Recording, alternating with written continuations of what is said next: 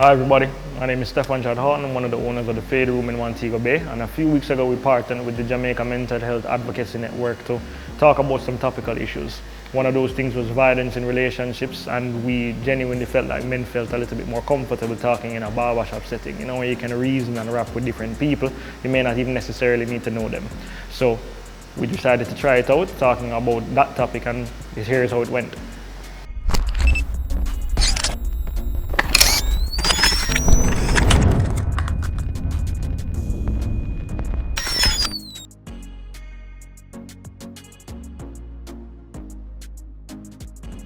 I was, what do you call it? I was like in a marketplace right now. Right? No biological affairs, no siblings, I don't know nobody.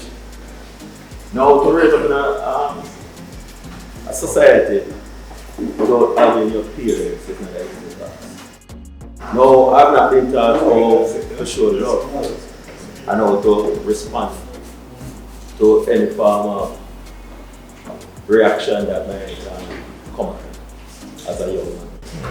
As you mentioned about the cow beating, you get only for that.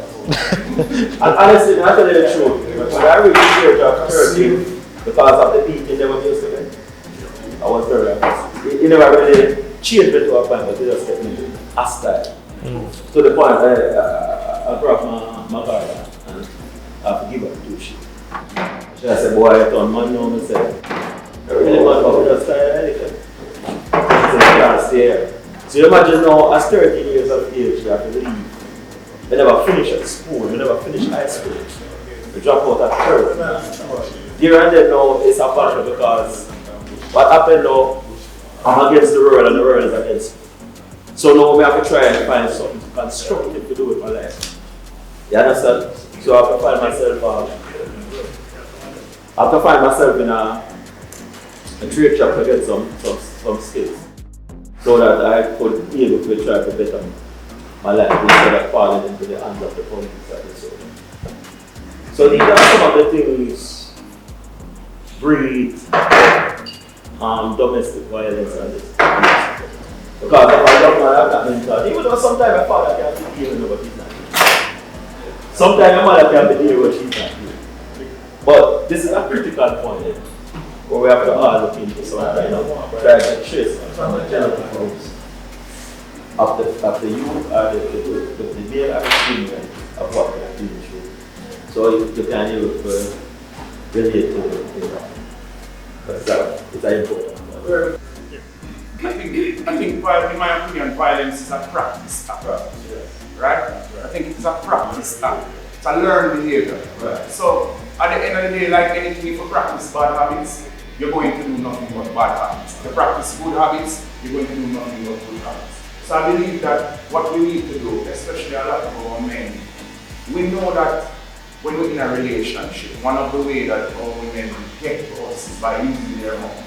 Right? That's facts, right? That's one of their defense mechanisms when they get upset, and rightfully so, it is what it is. Right. What we need to do is to practice not answering in that moment. Right, that's another because important naturally as males, because we produce more adrenaline and our ego and all of that, we jump off the top. So we need to slow it down, calm it down, walk away if you need to walk away. A little touch on to what you said actually it does start from the child. It actually shows where when a man and a woman is together and that woman, they're seeing a violence that is happening between the parents. It stems from there, it also stems from divorce, Sure. where in the broken homes, you see the mother feel pat off for the father, this and that, and he's seeing all of those things. And to due respect, what I have to teach him is to respect and know that guy never hit mommy yet, so why should you hit a woman? And if you suffer something like that, I have to teach him and say, here, what? Walk away from that girl. She's no good. And it's not to say that she's no good, because you can stay there and you can be a help to her as well.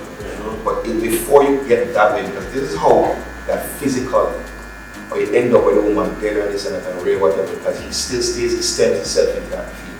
But how to train him, continue the conversation now, or the training is to basically have a good mentor. And church should be involved more in it as well.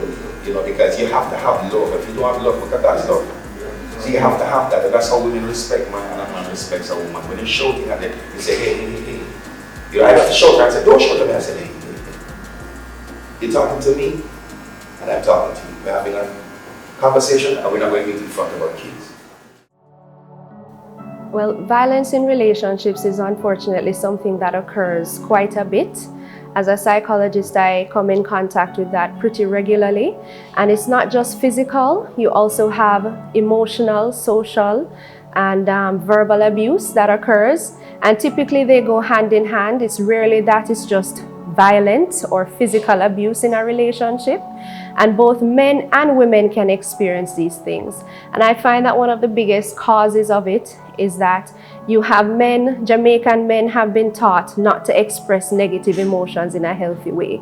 They're taught to be forceful, to be violent, to shout, to exert their power in a violent way. And so it happens in relationships just the same. And men can also be victims of violence in relationships as well, in that, you know, women can be physical with them as well and they don't retaliate. And they too are being abused. And I'm here to say that there's help everywhere. You can reach out at any health center, any pastor, and I will say that if you find that you don't get the help that you think you need with the first person, keep seeking help.